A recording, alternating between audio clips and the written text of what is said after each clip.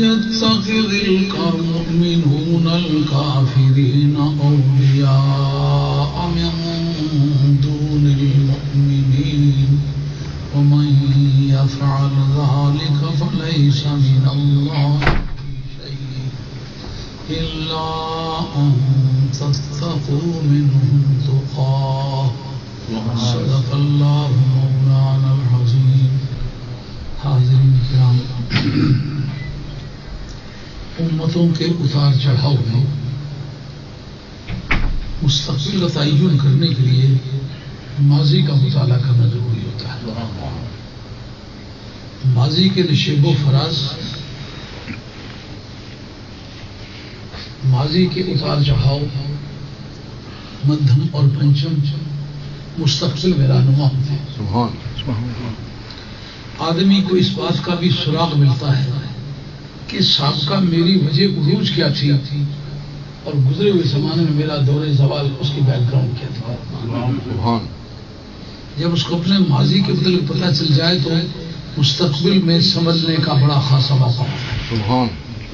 اگر کوئی چیز اس کے عروج کا سبب بنی ہے تو وہ دیکھنا وہ ٹیمپریری قسم کا سبب تھا یا پرماننٹ سبب تھا. اگر وہ ٹیمپریری تھا تو یہ اسے سمجھ لینا چاہیے کہ حالات کے اتار چڑھاؤ میں موڑ بدلتے وقت ٹیمپریری حالات کو دیکھ کے کیسے سمجھنا چاہیے.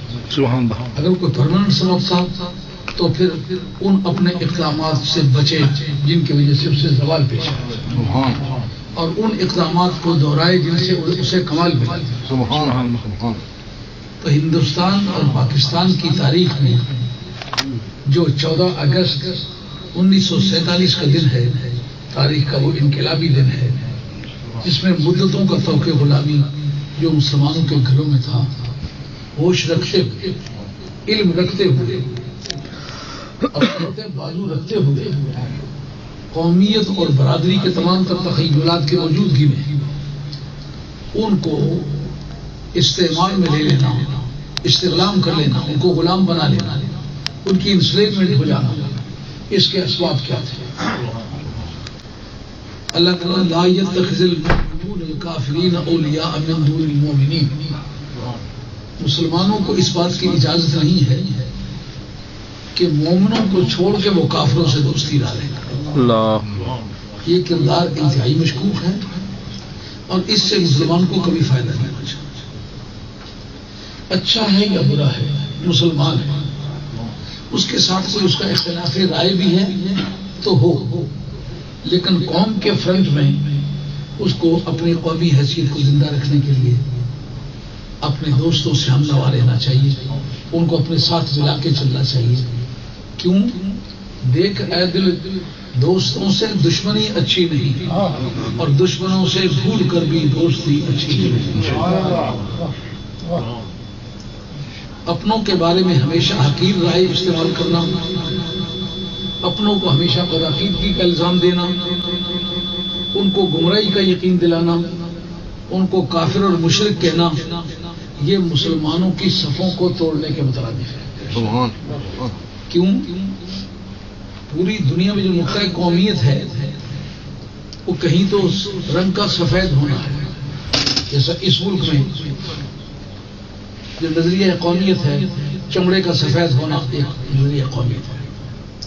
اور اس ملک کو آپ لوگ عام طور پر سیکولر اسٹیٹ سمجھتے ہیں. یہ سیکولر اسٹیٹ نہیں ہے، یہ کرسچن اسٹیٹ ہے. کرسچینٹی ان کا سرکاری مذہب ہے، دوسرا نقطۂ نگاہ ان کا کرسچینٹی ہے، لیکن پہلا نقطۂ نگاہ ان کا جو ہے رنگ کا سفید ہونا. تو ایک قوم کو اپنے نقطۂ نگاہ کے تعین کا اختیار ہوتا ہے، وہ کرے. جیسا جرمن جس علاقے میں گئے ہیں ان کو اپنی نسلی برتری کا دعویٰ ہے. وہ سمجھتے ہیں کہ بلڈ وائز، خون کے نقطۂ نگاہ سے، نسل کے اعتبار سے ہم باقی مغربی ممالک پر فوقیت رکھتے ہیں، ہماری حیثیت ان سے سپیریئر ہے. اس بات کو وہ نقطۂ قومیت سمجھتے ہیں. سیکنڈینیوین کنٹری میں ان کا یہی نقطۂ نگاہ کہ ہم نسلی طور پر جرمن ہیں، ہم لوگ جرمنی سے آئے ہیں. لیکن جرمنی تو بڑی خونخوار قوم گزری ہے اور ناروے والوں نے کچھ چند ہفتے نہیں لگائے تو سرنڈر ہو گئے. اگر ان کا نقطۂ قومیت وہی تھا تو ان کو کٹ مرنا چاہیے تھا، مگر پیچھے نہیں ہٹنا چاہیے تھا. مگر خیر اکٹھا ہونے کے لیے ان کا نقطۂ قومیت اپنا بلڈ ہے، لیکن کردار دکھاتے وقت وہ سمجھتے ہیں وہ جان بچا من جا برا سے فقط ربخ، جان بچی تو لاکھوں پائے، اس طریقے کی سوچیں ہیں. لیکن مسلمان قوم پوری روئے زمین پر جغرافیے کی پابند ہوتی تو کبھی نہ پھیل سکتی. یہ سوچتے کہ ہم ہندوستان کے رہنے والے ہیں یا عربستان کے رہنے والے ہیں تو کسی دوسرے ملک کی جغرافیائی سرحدوں میں کس طرح قدم رکھتے ہیں. معلوم ہے کہ پہلا نقطۂ قومیت اسلام نے جو مسلمان کو دیا ہے وہ لا الہ الا اللہ محمد رسول اللہ. اس کو پریسکرائبڈ ایریاز کو کہتے ہیں سیاسیات کی زبان میں، یعنی مجوزہ علاقے جو کسی ملک کے گردا گرد ایک دائرہ ہوتا ہے جو اس کی بارڈر کہلاتا ہے، اس کے اندر واقع ہونے کو وہ مسلمان نہیں کہتے. اس کے اندر ایسا ممکن ہے شیوڑے ہوں، سکھ ہوں، ہندو ہوں، یہودی ہوں، نصرانی ہوں، مگر ان کو اپنے ملک کے باشندے تسلیم کرتے ہیں، ان کو اپنی ملکی قوت تسلیم کرتے ہیں، لیکن اپنی نظریاتی قوت تسلیم نہیں کرتے. بے شک سبحان اللہ. یہ ایک بنیادی نقطہ تھا جس کے تحت قرآن نے کہا کہ مومن کبھی کافروں کو مومن کو چھوڑ کے دوست نہ بنائے، اور جو آدمی ایسا کرے گا اللہ کی بارگاہ میں اس کو کوئی مذہب نہیں ہے، مگر اتنی حد تک وہ سلام دعا کر سکتے جتنے سے ان کی جان بچائے. اپنے ڈیفینس کے لیے ان سے رابطہ رکھ سکتے ہیں، مگر دلی دوستی جو ہے خیر خائی وہ اپنے کلمہ پڑھنے والے سے رکھنی چاہیے. اسی لیے چند چیزیں ایسی کی گئیں جن میں یہ بتانے کی ضرورت نہیں تم کون ہو. کلمہ پڑھا عربی میں، وہ چائنا کا مسلمان بھی پڑھتا ہے تو پتہ چلتا ہے مسلمان ہے. وہ ناروے کا مسلمان بھی پڑھتا ہے، اس کی لینگویج نارویجن ہے، لیکن جب کلمہ پڑھتا ہے تو عربی میں پڑھتا ہے. اذان کا سسٹم ہے، کینیڈا میں ایک آدمی اذان کہتا ہے عربی میں کہتا ہے، ایک آدمی منگولیا میں اذان کہتا ہے تو عربی میں کہتا ہے. اس سے وہ آئیڈینٹیفائی ہو جاتا ہے یہ کون ہے. یہ چند باتیں. نمازوں کا سبق یہ عربی میں پڑھا جاتا ہے، کسی دوسری زبان کے سبق سے نماز نہیں ہوتی. بے شک سبحان. یہ قرآن مجید جو آپ کے ہاتھوں میں ہے اگر کسی دوسری زبان میں ترجمہ کر دیا جائے قرآن نہیں کہلائے گا، اور وہ اردو یا پنجابی یا فارسی یا انگریزی میں اگر آیتیں پڑھ لی جائیں نماز نہیں ہوتی. ایسے کار خیر ہونے کی ایسی ضرورت قرآن کو سمجھ رہا ہے، اس نقطۂ نگاہ سے ثواب ہوگا، لیکن قرآن پڑھنے کا قرآن کی تلاوت کا ثواب نہیں ہوگا. ان کو عربی میں رکھنے کا معنی یہ تھا کہ ہماری آفیشیل لینگویج جو ہے وہ عربی ہے، ہمیں پتہ ہونا چاہیے کہ ہم نے کس کا کلمہ پڑھا ہوا ہے. نہیں تو وہی کلمہ انگریزی میں پڑھا جا سکتا ہے، لیکن انگریزی کے کلمے کو کلمہ تسلیم نہیں کیا گیا. مطلب یہ کہ پوری دنیا میں مسلمانوں کی عبادت کا راز مدینے کے تاجدار کی شخصیت صلی اللہ علیہ وآلہ وسلم اور ان کی تعلیمات وہ ہماری بنیاد ہے. اب ہم نے پہلا جو تمہیدی مقدمے کے طور پر کہا کہ مستقبل میں اپنا راستہ متعین کرنے کے لیے اپنے ماضی کا مطالعہ ضروری ہے. دیکھیں گے کہ مسلمانوں میں زوال کے اسباب کیا تھے، اس کے بعد تحریک پاکستان کی بحث چلے گی. پہلی بات جو حکام وقت تھے جن کے پاس اقتدار تھا، انہوں نے ایک ہتھیار کے طور پر تو اسلام کا نام لیا، لیکن عملی زندگی میں ان کا کوئی پہلو ایسا نہیں ملتا جس سے پتہ چلتا ہے یہ مسلمان ہے. اس کا نقطۂ آغاز جلال الدین اکبر کی شخصیت ہے، جو ہندوستان میں سب سے زیادہ کامیاب حکمران گزرا ہے. غالباً 13 برس اور کچھ مہینے کی عمر میں وہ اقتدار میں آیا اور 54 برس اور کچھ مہینے وہ اقتدار میں رہا. اتنی لمبی دوڑ غالباً اس ملک کا کوئی حکمران نہیں دوڑ سکا. اور بندہ ایسا تھا کہ ہمایوں جب بھاگا جا رہا تھا شیر شاہ سوری سے تو راستے اس کی اہلیہ امید سے تھی، تو انہوں نے کہا کہ میاں اب تو میں سفر نہیں کر سکتی، بچے کی ولادت کا وقت آیا ہے. تو اس وقت جلال الدین اکبر نے کہ باپ نے ہمایوں نے کہا ری دشمن میرا پیچھا کر رہا ہے، اگر ہم نے ذرا کوتاہی کی ہم پکڑے جائیں گے. انہوں نے کہا پھر مجھے چھوڑ دو اور خود چلے جا، اب میں کیا کر سکتے، عورت ذات ہوں، اس سے زیادہ میں کچھ کر نہیں سکتی. اللہ کی شان، ریگستان میں بیٹھ کے بچے کو جنم دیا. اور ہر ماں بہن والا اس بات کو سمجھتا ہے کہ اس کیا پوزیشن ہوتی ہے اپنے بدن پہ پٹی باندھ کے اسی وقت بچہ گود میں رکھ کے دوبارہ گھوڑے پر سوار. اب وہ اتنے انقلابات کے دور میں وہ شخص پیدا ہوا کہ کسی اسکول میں داخل ہی نہیں ہو سکا. لیکن تلواروں کے سائے میں پلنے والے لوگوں کے پنجے تیز ہو جاتے ہیں، ان کی جرت اور جگر آزمائی بنسبت باقی ہم وطنوں کے زیادہ مضبوط ہو جاتی ہے. اس کشمکش میں ہی ایسا ہوا کہ بعد میں ہمایوں نے حملہ کر کے دوبارہ ہندوستان حاصل کر لیا اور شیر شاہ سوری کو شکست ہو گئی. اس عرصے میں شیر شاہ سوری نے چھوٹے موٹے ممالک مثلا گکھڑوں کی حکومت کو ٹاپل کیا، بعض کے بھٹیوں کی حکومت ان کو ٹاپل کیا. ادھر چھوٹی موٹی ریاستیں تھیں ان کا تختہ الٹ کے اپنی حکومت قائم کر لی تھی. لیکن جس وقت یہ ملک کے طور پر میں کشمیر کے ایک ملک کے طور پر تیار ہو گیا تو ہمایوں کو دوبارہ آنے کا موقع مل گیا. تو جس طرح ایک پٹواری شاملات کے ایریے میں کہتا کہ اس کی لاٹھی اٹھا کر تیری لاٹھی رکھ دی ہے، اس طرح شیر شاہ سوری کی لاٹھی اٹھائی گئی اور اس پر اسکرائبز ایریا میں ہمایوں کی لاٹھی پڑ گئی. اب اللہ کی شان ہمایوں مر گیا. سب سے پہلی بات جو پیش آئی تھی جلال الدین اکبر کو وہ تھا پانی پت کرنال کی لڑائی. بیرم خان خانان کے ساتھ اس کی لڑائی ہوئی تھی. یہ میرا سبجیکٹ نہیں ہے لیکن آپ کو سمجھانے کے لیے میں کچھ باتیں اس پر کروں گا. لیکن الحمدللہ میں نے شاہجہان اکبر سے لے کر شاہجہان تک پرشین میں ساری وہ ہسٹری پڑھائی ہے. ضرورت نہیں کبھی پڑھی، ہسٹری میرا سبجیکٹ نہیں ہے لیکن میں نے ضرورت کے مطابق کالج میں وہ پڑھائی ہے. تو خدمت یہ ہے کہ اس جنگ میں اتنا زبردست خون ریزی ہوئی. وہ سمجھتا تھا بیرم خان خانان وہ وزیر تھا ہمایوں کا، وہ سمجھتا تھا اکبر جیسے کم عمر آدمی کو شکست دے لینا ایک آسان کام ہوگا. لیکن وقت آیا تو اس کو پتہ چلا کہ میں تو دھوکہ کھا بیٹھا ہوں. پانی پت کرنال کی لڑائی میں اس کو مار گیا. 13 برس کی عمر میں 13 برس اور کچھ مہینے کی عمر میں اس کو مار گیا. اس کا حوصلہ بلند ہو گیا. دوسری لڑائی کی ہیم و بقال کے ساتھ بھی بنگلہ دیش کا ایک پنجرا تھا صبری فروش، وہ بڑا دلیر بہادر آدمی تھا. اس نے بنگلہ دیش میں اپنی حکومت قائم کر لی تھی.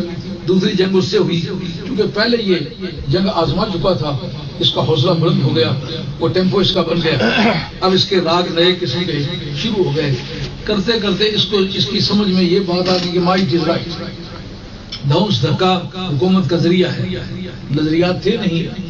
اس چھوٹے موٹے جتنے راجگان تھے ہندوستان کے، ہندو یا سنگھ یا سیوڑے تو خیر بہت گھٹیا قسم کی قوم سمجھتے تھے ان کو، یہ چوت چال. لیکن یہ جو اعلیٰ اسپرٹ قسم کے بندے اپنے آپ کو سمجھتے تھے ان میں سے کچھ کے ساتھ اس کی جنگ ہوئی. اور جس سے ناگ چنے چبوائے ہے وہ رانی درگاوتی ہے، ریاست کہکران کی ملکہ تھی. لیکن وہ بڑی غیور عورت تھی. مہینے سے زیادہ جنگ اس کے ساتھ جاری رکھی. حالانکہ پانی پت کرنال کی لڑائی جو ہے وہ مہینے تک جاری نہیں رکھی. اس عورت نے دھماکے سے جنگ لڑی، اس کا منہ پھیر کے رکھ دیا. بلاخر مر تھا اور ایک بڑا ملک اس کے قبضے میں تھا. ملکی وسائل کو استعمال کر کے اس پر قابض ہو گیا. لیکن جب اس کو گرفتار کر لیا تو اس کو ازدواجی زندگی کے لیے مجبور کرنے لگا. اس نے کہا کہ میں مہینہ سے زیادہ ہو گیا لڑتی چلی آئی ہوں، غسل ہی نہیں کیا، گرد و غبار سے میرے بال اٹے ہوئے ہیں، کپڑے گندے ہیں، تو مجھے نہانے اس کے بعد. اب وہ نہانے کے لیے مسلحانے میں گئی. اس نے ایک شیر بھر کا پھول کھا لیا میں اس غیرت سے کہ میں ایک بڑے عظیم مرد کی بیوی ہوں اور مجھے اپنے دشمن کی بیوی نہیں بننا چاہیے، میرے خاوند کا یہ دشمن ہے. اس وقت وہ کافی دیر لگ گئی. جب دریافت کی پتہ چلا اندر بری پڑی ہے. یہ اس کی زندگی کے حادثات تھے. اس نے سوچا کہ سکھوں اور ہندوؤں اور سیوڑوں سے شادیاں کر لینی چاہیے جن کی وجہ سے ملک کے اندر جو افراتفری ہے ہر خاندان کا میں داماد بن جاؤں.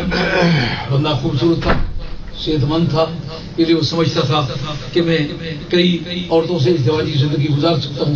چنانچہ اس نے ایسا کیا. اب جو پہلا اس کا نقطۂ زوال ہے وہ یہ ہے کہ اس نے اپنے ملک کے اندر نہ بہن دیکھی نہ بیٹی دیکھی، نہ دین دیکھا. مختلف رنگوں کی عورتیں بھرتی کرنا شروع کر دی.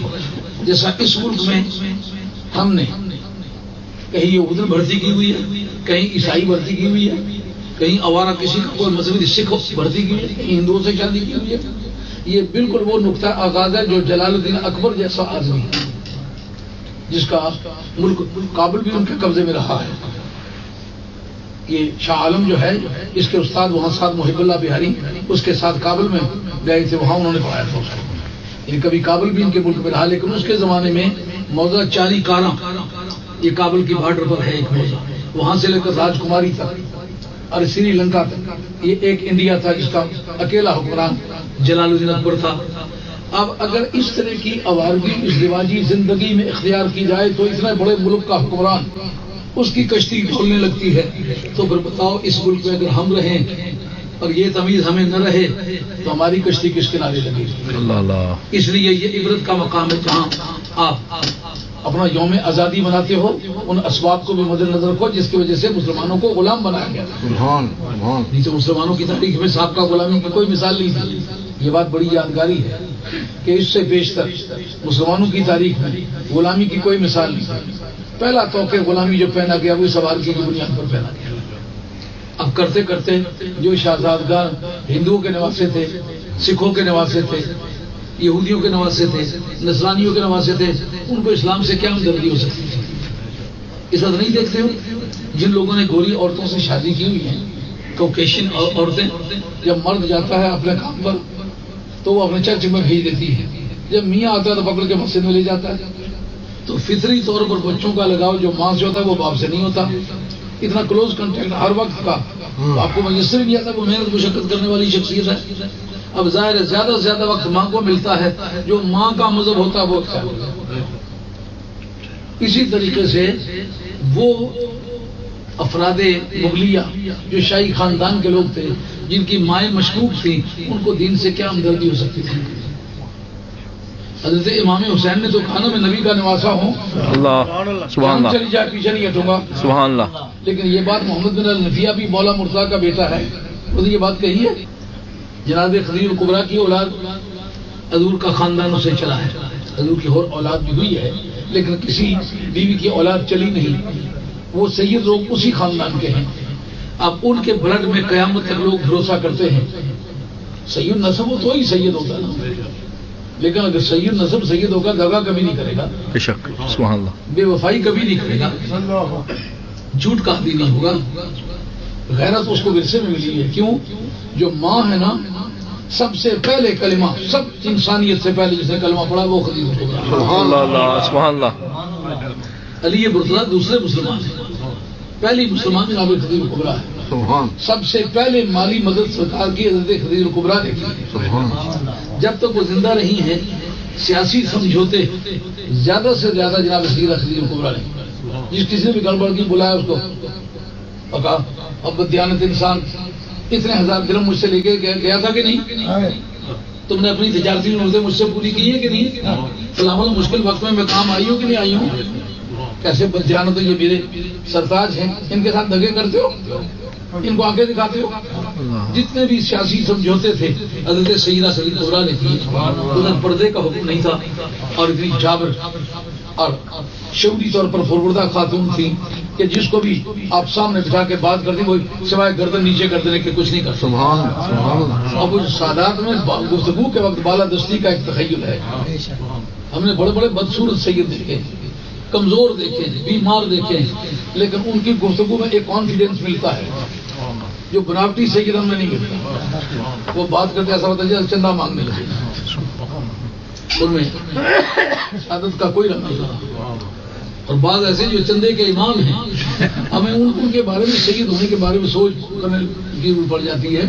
سید اتنے بھکاری کیوں ہیں؟ آپ کے سامنے کی بات ہے. ہماری یونیورسٹی بن رہی ہے کہ نہیں؟ بے شک. اس گزرے ہوئے مہینے میں صرف ایک مہینے میں 40 لاکھ روپیہ شوقا. اللہ اللہ سبحان اللہ. تو اب اندازہ کریں کام ہو رہا ہے نا. بے شک. اتنا کام ہو, سب لوگوں کو چندے کر کے دیتے ہیں, خود کیوں نہیں چندہ کرتے؟ غیرت نہیں قبول کرتی. کتنا زمانہ لیوریج روڈ والی مسجد میں بڑے آدمی ہیں, ہمیں تو یہاں بھی عام لوگوں کے مقابلے میں کافی زیادہ پیسے ہو جاتے ہیں, اتنے بڑی مسجدوں میں نہیں ہوتے. ہاں 500-600 پاؤنڈ عام سمپل کال پہ پیسے ملتے ہیں, لیکن مزاج نہیں ہے, کتنی مشکلوں سے گزرتے ہیں. تو ایسی بھکاری طبیعت نہیں ہے. لیکن جن سیدوں کا کام ہے آگے ہاتھ کیا ہوا تو بھی لینے کے لیے, پیچھے کیے ہوا تو بھی لینے کے لیے, لینے کا اتنا برا کہ مانگنا بھی اگر کسی مجدد کا نام ہوتا تو وہ مجدد ہوتے. اللہ اللہ. اتنے زبردست مانگتے جناب خدیجہ کبریٰ نے ساری زندگی دیا ہے. وہ وجد کا عائلہ اغنا کی تفسیر میں امام راضی نے تفسیر کبیر کے اندر لکھا ہے کہ حضرت صدیق اکبر اس کے اتفاق سے راوی ہے.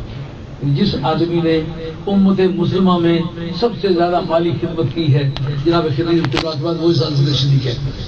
ان کی قربانیاں بڑی یاد ہیں. حضور نے خود فرمایا ما نفعنی مال احد ما نفعنی مال ابی بکر، مجھے کسی کے مال کو فائدہ نہیں پہنچایا جو ابو بکر کے مال نے.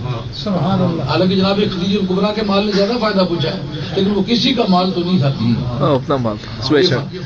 مگر نہ حضرت صدیق اکبر کہتے ہیں سرکار نے صحابہ کرام کی معاشی بدحالی کا ذکر کیا تو جناب سیدہ دیکھ کے سن کے پریشان تھی. انہوں نے کہا کیوں پریشان ہے آپ؟ انہوں نے کہا اس نے مسلمانوں کی معاشی غربت دیکھی.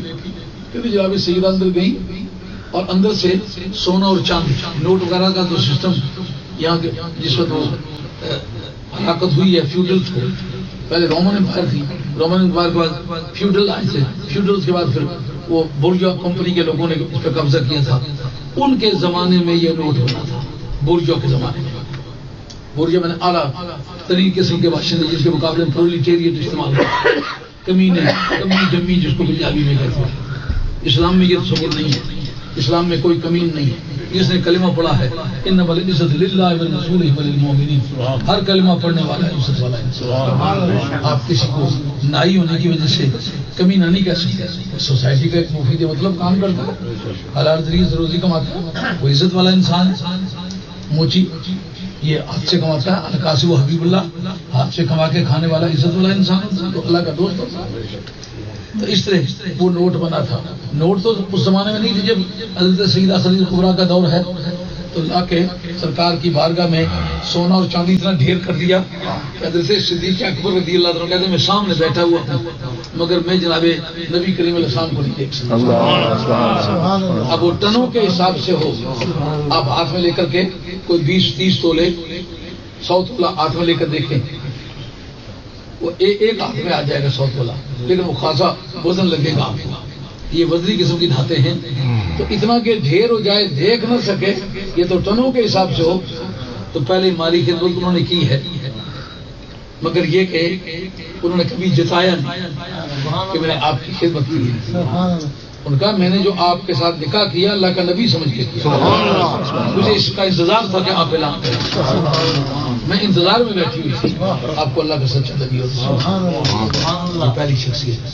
اب وہ ماؤں کا فرق جو ہے وہ اولاد رسول میں حضرت والی بغداد شہنشاہ جیلانی کو سلطان سنجر نے خط لکھا تھا کہ آپ میرے پاس ایک مرتبہ تشریف لائیں، اتنی جاگیر دوں گا اور اتنا ماہانہ وظیفہ دوں گا، آپ کے لنگر کا سارا خرچہ برداشت کروں گا، آمدنی آپ کی ہوگی، لنگر کا خرچہ میرا ہوگا.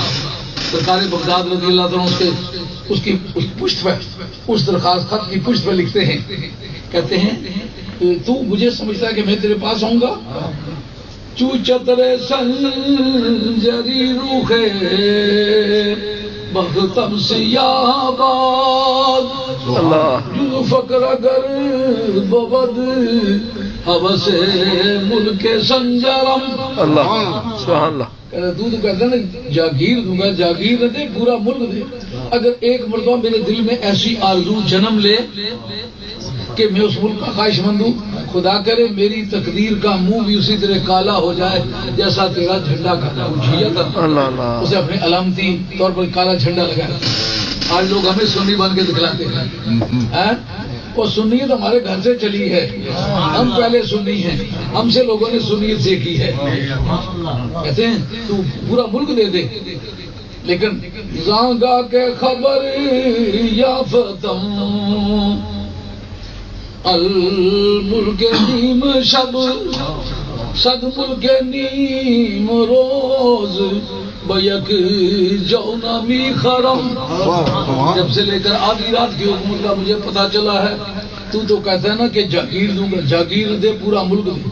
ایسا ملک 100 مرتبہ دے جس ملک کا میں فرما رہا ہوں، خدا کی قسم یہ 100 ملک دے، مجھ سے جو مانگے میں اپنے ملک کا ایک جو تیرے 100 ملک کے برابر میں. مزاج کا فرق ہوا نہ ہوا. تو ماؤں کا فرق بڑا ہے. جو مغلیہ کے زوال کا پہلا سبب تھا وہ ایسا تھا ہر طرح کی رتب و یابس، سوکھی پھیکی گیلی کسی طرح کی عورتیں ان کو مل گئی سیاسی مقصد کے لیے اور خواہشات کی تکمیل کے لیے. مسلمانوں ازدواجی بھی ایک نظریاتی ادارہ ہے. اس کا ایڈیالوجی سے ایک تعلق ہے. سرکار وقت ان کا حل مرادو لاربعین لمالہا اور لجمالہا اور لنسبہا اور لدینہا اور کما قال علیہ السلام. یہ مسلم شریف کتاب النکاح کی حدیث ہے. سرکار فرمایا 4 وجہوں سے عورت سے شادی کی جاتی ہے، یا اس کے مال کی وجہ سے، یا حسن الجمال کی وجہ سے، یا اس کے خاندانی حالات کی وجہ سے، یا اس کے دین کی وجہ سے. تم یہ سرکل در دین کی طرف سے چلاؤ. جس کا دین ٹھیک ہے نا آگے چلتے جاؤ اور باقی کوالٹیز ملتی ہیں تو بہت اچھا. جس کا دین برا اس سے شادی نہیں کرتی. مغلوں کو کیوں زوال ہوا؟ پہلا ان کا لفظ جو تھی وہ عورتوں کو اس نقطۂ نگاہ سے انہوں نے شادی نہیں کی. انہوں نے دیکھا خوبصورت کون سی ہے اور اس کی وجہ سے ملکی طور پر مجھے فلاح کیا ملے گی، میں غالب کس طرح. یہ نقطۂ نگاہ ہے. کرتے کرتے ایک وقت ان پر وہ آیا کہ ملک کے سارے ذرائع انہوں نے لے کر اپنی عیاشی پر استعمال کیے. اب نہیں دیکھتے ہو اس ملک میں جن حالات سے ہم گزرے، ہر خاندان کا رجحان یہ ہے ایک مرتبہ کپڑا پہنا عورتیں لے کر اس کو پھینک دیں گے. پاکستانی غریبوں کی نسل وہ تو کوئی ہے ہم تھوڑا فیکٹری کام کرنا کیوں کے ساتھ سمجھ گئے کہ کسی ملک نے بلکہ یہاں سوچ یہ بیچارہ کہیں گدے بیچ کے کہیں زیور بیچ کے کہیں زمینیں بیچ کے کرایہ بنا کے آیا ہے. اس ملک میں آئے ہو انسانوں کی طرح زندگی گزارو، حلال اور حرام کا فرق کرو، اللہ کی نعمتوں کو مت چھپاؤ، صحیح طور پر اس کا استعمال کرو. اور اس کو سب یہ آؤٹنگ کے لیے جا رہے ہیں. اب آؤٹنگ کا یہ فیشن بنا لے عمرے کے لیے جا رہے ہیں. سارے سال نماز ایک نہیں پڑھی عمرے کے لیے گئے. اللہ اللہ سبحان اللہ. حیرت ہوتی ہے اگر عمرہ کوئی اتنی اچھی چیز تھی تو کم از کم نماز تو پڑھنی چاہیے تھی. عمرہ تو سنت ہے، نماز فرض ہے. جو فرض کا تارک ہے وہ سنت میں کیا مارا مارا پھرتا ہے. یہ ان کا آؤٹنگ کا فیشن ہے. واپس آ کے سہی یہ کاسمیٹک وہاں سے لیے بہت اچھے. اس طرح کی مارکیٹ دنیا میں کہیں نہیں ہے. وہ باقی جتنے بھی ہوتے ہیں ان کے دماغ میں چکر کھانے لگتے ہیں. نام اس کا عمرہ ہوتا ہے، پھر واقعہ آؤٹنگ ہوتی ہے. یہی بات مغلیہ نے کی تھی. یہ بھی آثار زوال اس سے باز آؤ. عبادت کو عبادت سمجھ کے کرو، عمرہ کو عمرہ سمجھ کے کرو، حج کو حج سمجھ کے کرو، اور دین کو دین سمجھ کے اپناؤ. یہ ان کے اسباب زوال. ان کے اسباب زوال میں اور کیا چیز تھی؟ وقت آیا کہ انہوں نے کوئی دین سے تعلق نہ رکھا. نام لیتے تھے دین کا مگر سیاسی مقصد کے لیے، کام سے کوئی کام نہیں تھا. آج ہم بھی اس ملک میں ہیں، مسلمان ہیں، جو مسجدوں میں آتے ہو ہم لوگ بڑے خوش نصیب ہیں کہ مسجدیں بھری پڑی ہوئی ہیں. لوگ آتے ہیں پیار سے نماز پڑھتے ہیں، بڑی حوصلہ افزائی ہوتی ہے. نئی نسلوں کو بھی مسجدوں میں لاؤ. ہر آدمی کوشش کرے 2-2 4-4 دوست اپنے مسجد میں لے کر کے آئے اور مسلم سوسائٹی میں اسلامی شعور پھیلاؤ، اسلامی عقائد پھیلاؤ، اسلامک سویلائزیشن کو معاشرے میں عام کرو. نہیں تو ٹائٹل کے طور پر جو نام استعمال ہوتا ہے. جس وقت ہندوستان تقسیم ہوا بہت سارے مسلمان جو پنجاب میں آئے اور آ کر پاکستان میں آباد ہوئے تو پوچھتے ہیں مسلمانوں کا گردوارہ کس طرف ہے. ہندو اکثریتی اسٹیٹوں میں اور سکھوں کی اسٹیٹوں میں رہتے تھے. ایسے وہ کھپ گئے تھے کہ یہاں ان کو یہ نہیں پتا اس کا نام مسجد ہے. کہتے ہیں مسلمانوں کا گردوارہ کس طرف ہے. مسلمانوں کا بھی ہے اور گردوارہ بھی ہے. آنے والے وقت میں ایسے حالات ہیں. اب بے شمار نوجوانوں کو دیکھتے ہیں جن کو نماز کا سبق نہیں آتا. کوشش کرو ان کو ساتھ مسجدوں میں لاؤ. یہ ہمارا ماضی. میں نے پہلے تمہیدی مقدمے میں کیا کہا؟ مستقبل کا راستہ ہموار کرنے کے لیے آپ کو اپنا ماضی ذہن میں لانا پڑا. اس وقت ایک اور بات جو آخری زوال کا سبب بنی تھی جس میں مغلوں کے بارے میں لوگوں کی تمے کی آنکھ کھل گئی تھی، وہ کیا تھی؟ جب یہ گرم مسالے وغیرہ کے، دار چینی کے، کالی مرچ کے، اس طرح کے مسالوں کے طلبگار بن کے ہندوستان میں یہ انگریز لوگ گئے، ایسٹ انڈین کمپنی. انہوں نے سب سے پہلا کام کیا تھا؟ انہوں نے چھوٹے چھوٹے مدرسے قائم کیے، چھوٹے چھوٹے گشتی اسپتال قائم کیے تھے. وہ ایسی گاڑی پر رکھ کے دعائیں جا کے دیتے تھے. اب جو مولانا لوگ تھے نا ان کو انہوں نے گانٹھنے کی کوشش کی. یہ وہی دور ہے جس دور میں ایک مولوی صاحب کہتے ہیں مجھے 800 روپیہ ماہانہ کوئی آدمی نامعلوم آدمی آ کے دے جایا کرتا ہے. یار 800 روپیہ وائسرائے ہند کی 30,000 پاؤنڈ کل سالانہ اس کی تنخواہ ہے. اس ایک مولوی اور سے 2 روپے کا پاؤنڈ ہے. اس پاؤنڈ کا ریٹ جو ہے آپ کی کانسٹیٹیوشن ہسٹری خریدے 2 روپے کا پاؤنڈ.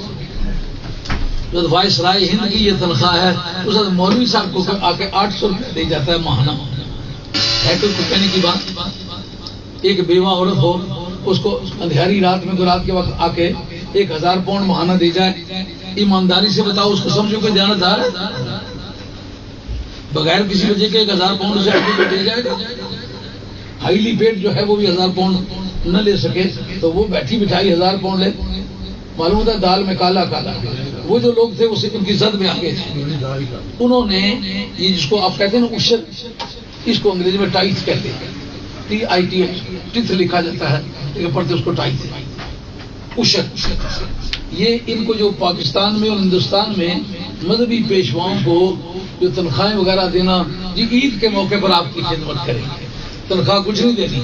ہر آدمی کو ہر مہینے ضرورت ہے لیکن مولوی صاحب کو عید کے موقع پر دیں گے.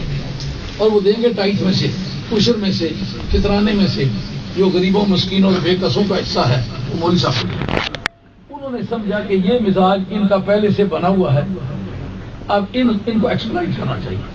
انہوں نے لے کر کے ایسا کیا کہ ایکلیسیاسٹیکل گرانٹ اس کا نام ہے. یہ چرچوں کی ایک مد جس میں اپنے مولویوں کو پریسٹ کو یہ تنخواہ دیا جاتا ہے. ایکلیسیاسٹیکل گرانٹ یہ باقاعدہ کانسٹیٹیوشن اسی میں لکھا ہوا ہے. انہوں نے پھر رفتہ رفتہ مولویوں کو گھٹنا شروع کیا. جو اختلافات پیدا ہوئے نا اس وقت، اگر یہ مسلمانوں کے عقائد ہوتے تو ایسٹ انڈین کمپنی کے جانے سے پہلے بھی تو وہ ہوتے. اگر پہلے نہیں تھے تو معلوم ہے یہ امپورٹڈ عقائد ہیں مسلمانوں کے عقائد. جیسا کہ شاہ عبد الحق صاحب محدث دہلوی رحمۃ اللہ نے اپنے مکتوبات سے بھی لکھی ہے. مکتوب نمبر 18 ہے. اس کے اندر لکھتے ہیں کہ 11ویں صدی کے وسط تک کوئی شخص مسلمانوں میں اس کا منکر نہیں تھا کہ سرکار اپنی امت کے اعمال پر حاضر اور ناظر ہے. ایک دوسرا یہ کہ نبی کریم علیہ الصلوۃ والسلام حقیقی زندگی کے ساتھ زندہ و پائندہ ہے. ان سرکار کی حیات بعد الممات کا کوئی بھی منکر نہیں تھا اور سرکار کے حاضر و ناظر ہونے کا بھی کوئی منکر نہیں تھا. اب یہ بات اس وقت چھڑی کیوں؟ کوئی دین نیا تو نہیں آیا تھا نا. اس وقت ان کا مقصد یہ تھا کہ مسلمان جب کوئی برا کام کرنے لگے اس وقت کہتے ہیں نبی حاضر ناظر اور ہماری اس برائی کو دیکھ رہے، ہمیں شرم آنی چاہیے. جب کوئی کام برائی کرنے لگتا ہے ابا دیکھ سکتے ہیں، ابا جی دیکھ رہے کہ ابا جی دی نہیں دیکھ رہے، سائی خانات کا شہنشاہ دیکھ رہا ہے. اب کیا کرنا ہوگا؟ اس وجہ سے وہ رکتے ہیں. مسلمان ایک دوسرے کے قریب ہو کر کے رہتے ہیں کہ سرکاری دو عالم علیہ السلام میرے مسلمان سے جو عداوت کرے اس نے مجھ سے عداوت کی ہے. وہ ڈرتے ہیں. اب ان مسائل کو پہلے انہوں نے چھیڑا کیوں؟ اس سے بھی پیشتر جو بات چھڑی وہ یہ تھی کہ ثواب پہنچتا ہے یہ نہیں. یہ ثواب پہنچتا ہے، دراصل کوئی بحث نہیں تھی. میں نے الحمشی پڑھی ہے، قرشی پڑھی ہے. میں اپنے باپ دادی کی روحوں کو، سارے مسلمانوں کی روحوں کو، شہیدوں کی روحوں کو، ولیوں، غوثوں، کتبوں، درویشوں، کلندروں، سابقہ انبیاء علیہ السلام کی روحوں کو بھیجنا چاہتا ہوں. اس میں کسی کا کیا نقصان ہے؟ جی یہ پہنچتا ہی نہیں. اس کا مطلب یہ نہیں تھا کہ وہ یہ کوئی مسئلہ تھا جس کو چھیڑنا چاہتا. تو کوئی نہیں منڈلا جی میں ذمہ دار سر میں ذمہ دار سید ہماری زمین میں تھی. ایسے ہو ایسا نہیں کہ کوئی اور پیشہ کرے بڑی زمین والے سیدہ اصل کرائے نہ سندو سیدہ تو ہی ہے کہ بانیان دے سید جیسے ہمارے شہر کا نام سندو سیدہ ہے. یہ جھوٹے بوٹے سید پچھلا گرام ہی نہیں رکھتے. انہیں پتا تو کسی پوچھا تو پتا کسی چودھری گیا. اب جو آدمی آتے ہیں میں اس سے پوچھتا ہوں وہ سینی صرف کیا تھا یا یونیورسٹی بن رہی ہے؟ جو کہتے ہیں نہیں گیا تھا اسے خفا ہوتا ہوں کیوں نہیں گیا؟ چوری کا کام ہوتا ہے تو وہاں نہیں جانا. ہر آدمی سے پوچھتے بیاہ کے نہیں گئے؟ جو کہتا ہے میں گیا ہوں. اس مہینے میں کافی سارے ساتھی جو لوٹن کے رہنے والے ہیں، مینچسٹر کے رہنے والے ہیں، آکسفورڈ کے رہنے والے، وہ جا کے آئے ہیں واپس. ان سے پوچھا کہ بہت اچھا کام ہو رہا ہے. اب وہ چوتھی منزلیں بن رہی ہیں. بلاک سیٹیں بنے تھے 3 منزلیں ان کی پوری ہو گئی. اب چوتھی منزل اس کی بن رہی ہے. تو پھر یہ بات سمجھنے والی ہوگی کہ جن لوگوں نے یہ کام کیا تھا کہ اب خاندانی مغلیہ کس منزل پہ جائے، مولانا کیا کریں، ان کے سامنے یہ مسئلہ چھڑا ہوا تھا کہ ان کو پیسے جو ہیں وہ کسی نہ کسی دینے چاہیے۔ اب اس میں یہ مسئلہ کہ ثواب پہنچتا ہی ہے، آپ پڑھتے ہیں اپنے بزرگوں کو پوچھتے ہیں میرا کیا نقصان ہے، اس میں ایک وہ ذمہ داری سائیکالوجی ہے وہ استعمال ہو رہی ہے۔ تو گام من چون لگے سنا پہلو کنڈی پر ہمارے یہ کنڈی والا ہاتھ چلی گئی تو دھنے والا ہاتھ بھی چلی گئی، یہ سہ کنڈی پر ہاتھ مارا تو غصے کو مارے لوگ دیر دیر لایا، یہ مطلب سائیکولوجیکلی گاؤں انہوں نے مسلمانوں کی کنڈی پر ہاتھ ماریا پہ سواب پہنچنا۔ اگر اس اختلاف کو سہ جائیں گے تو اگلا مسئلہ بھی کریں گے۔ اسی سلسلے میں انہوں نے یہ مسئلہ بھی اٹھایا کہ سرکار کے سلام کے وقت کھڑا ہونا ناجائز ہے۔ کیا مطلب کہ مسلمان سرکار پر سلام پڑھ کے کھڑے ہو کر پڑھتے، اس میں کسی کا کیا نقصان؟ سرکار کے نام کی تعظیم ہے، نام لیا تو کھڑے ہو گئے۔ تو اب ان بنیادوں پر کئی چیزیں پہلے سے مسلمانوں میں موجود تھیں، جیسے کہ قاضی اعجاز لکھتے ہیں سرکاری دو عالم السلام کا صرف نام آ جائے تو محمد نام کے لاکھوں لوگ ذکر ہیں، لیکن حضور سرور عالم صلی اللہ علیہ وسلم کی ذات پاک کا نام آئے تو آپ گردن جھکا کے نام لیں تاکہ پتہ چلے آپ نے کلمہ پڑھا، آپ اپنے نبی کا نام لیں۔ یہ آداب سے اس میں کسی کا کیا نقصان تھا؟ اب انہوں نے ان مسائل کو اس لیے چھیڑا تھا کہ مسلمانوں میں ڈفرینس آف اوپینین کس طرح پیدا کرے، مسلمانوں کی فکری وحدت کو منتشر کس طرح کرے۔ تو جو پہلا تمہیدی مقدمہ بنایا تھا کہ مستقبل کا راستہ ہموار کرنے کے لیے آپ کو اپنا ماضی دیکھنا پڑے گا۔ تو یہ آپ کا نقطہ آغاز زوال کے سلسلے میں کون سا ہے؟ اعتقادی اختلافات، اعتقادی بے چینی۔ اب اس وقت جو اعتقادی بے چینی پیدا ہو رہی ہے اس کا بھی آپ دھیان کریں۔ یہ آپ کے ماضی میں اسباب زوال میں یہ بات گزر سکتی ہے، اگر یہ مسئلہ کوئی تھا تو صحابہ نے کیوں نہیں چھیڑا، تابعین نے کیوں نہیں چھیڑا، وہ جو فقہ کے 4 امام ہیں انہوں نے کیوں نہیں چھیڑا، قادری چشتی نقشبندی سہروردی 4 سلسلے سے نکل کے انہوں نے کیوں نہیں چھیڑا؟ معلوم ہے یہ مسلمانوں کا مسئلہ ہی نہیں تھا، یہ مسلمانوں کو گرانے کا مسئلہ تھا، اس لیے شروع انہوں نے کیا تھا جو مسلمانوں کو گرانا چاہتا تھا۔ یہ اس کے زوال کے اسباب ہیں، جب غلام بن چکے پھر جنگ آزادی شروع ہوئی ہے۔ اب انشاءاللہ آنے والے جمعے پر اس پر مزید گفتگو کریں گے۔ اتنی بات یقیناً آپ کی سمجھ میں آ گئی ہوگی کہ ہمارے مسلمانوں کے زوال کے اسباب کیا تھے اور اس کا رنگ اس وقت ہمارے یہاں کیسا مل رہا ہے۔ اگر ہم زوال سے بچنا چاہتے ہیں تو اپنے مستقبل کے سلسلے میں ان چیزوں سے ہم باز آئیں، ان چیزوں سے پرہیز کریں جو سابقہ ایک مرتبہ ہمارے تجربے میں اسباب زوال ثابت ہو چکے ہیں۔ یہ